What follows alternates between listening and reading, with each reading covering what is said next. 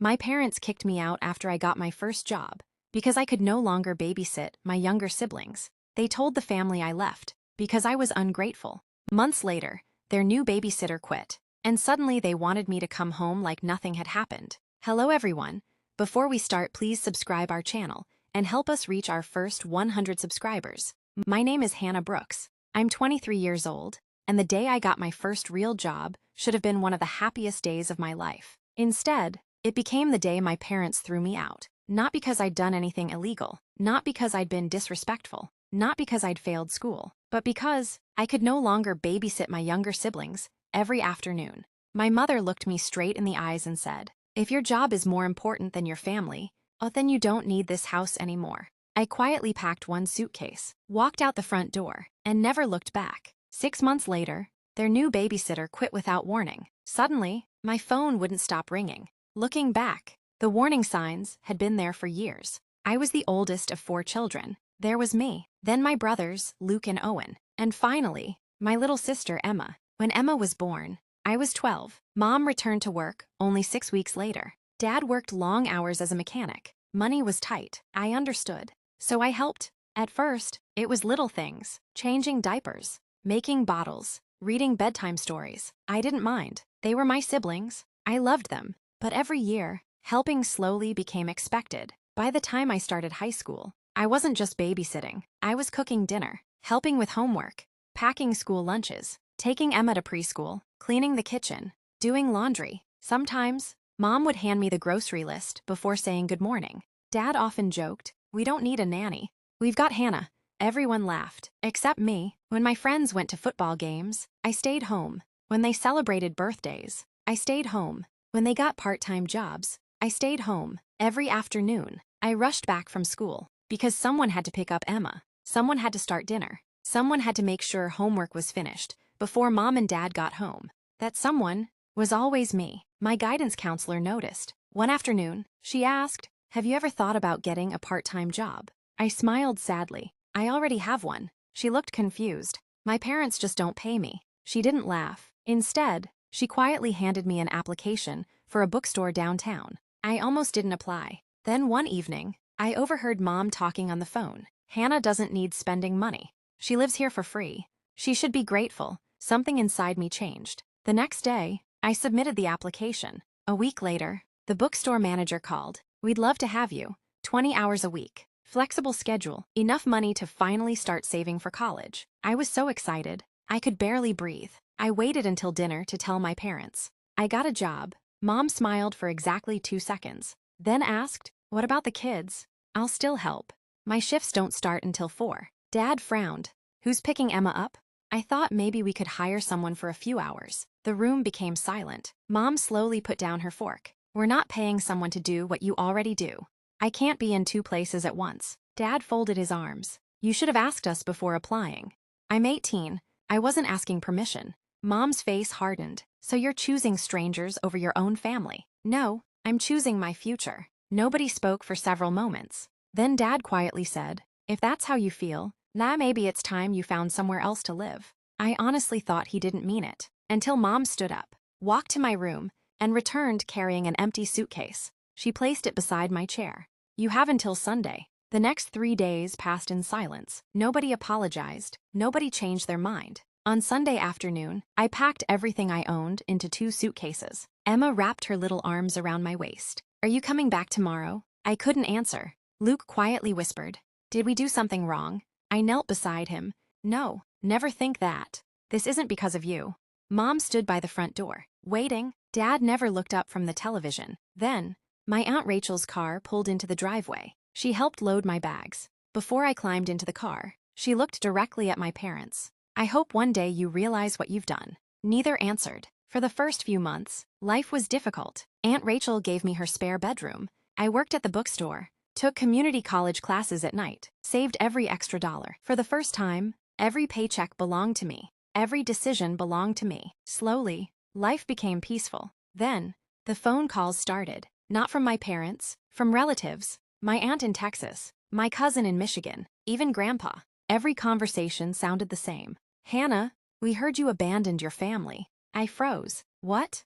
Mom had told everyone. I'd left because I didn't want responsibility anymore, that I'd become selfish after getting a job, that I'd walked out on my younger siblings. None of it was true. At first, I stayed quiet. I thought the truth would eventually come out. It didn't. 6 months later, my phone rang again. This time, it was Mom. I almost didn't answer. Finally, I did. She didn't say hello. She simply asked, "When are you coming home?" I blinked. "I'm not. You need to. Our babysitter quit." I almost laughed. Instead, I quietly asked, "What happened?" Mom hesitated, then muttered, "She said she couldn't work in this house anymore." Something about the way she said it made my stomach tighten. That evening, my cousin Sarah called. Before I could ask anything, she whispered, "Hannah, I know why the babysitter quit.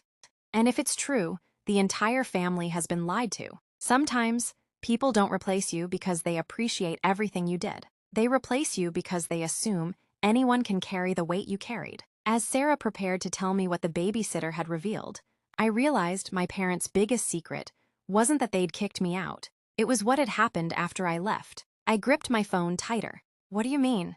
"The family has been lied to." Sarah lowered her voice. "The babysitter called Aunt Linda, and Aunt Linda called me." I sat down. "What happened?" Sarah sighed. "The babysitter didn't quit because the kids were difficult. She quit because your parents expected her to do everything you used to do, for almost no pay." I closed my eyes. Somehow, that didn't surprise me. Sarah continued. "She was hired to watch the kids after school, but within a week, she was cooking dinner, doing laundry, cleaning the bathrooms, grocery shopping, helping with homework, getting everyone ready for bed.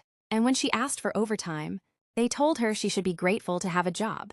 The room became very quiet. Sarah whispered, "She lasted 11 days. I laughed once, not because it was funny, because it finally made sense. For years, I'd convinced myself I wasn't doing that much. Now, someone else had shown exactly how much I had been carrying. The next weekend, Grandpa invited the entire family to his house. Apparently, he wanted to clear up the misunderstanding. When I arrived, every aunt, every uncle, every cousin, my parents, even the babysitter, Melissa, was sitting in the living room. Mom looked shocked. "Hannah, I thought you weren't coming." "I wasn't." Grandpa asked me. Grandpa slowly stood. "I'm tired of hearing different stories." He looked at my parents. "You said Hannah abandoned the family." Then he looked at me. "You say you were asked to leave." Finally, he turned toward Melissa. "You don't know anyone here. You have no reason to lie." Melissa nodded nervously. "I'll tell you exactly what happened." She took a deep breath. "I was hired to babysit 3 children, but on my first day, I was also expected to cook,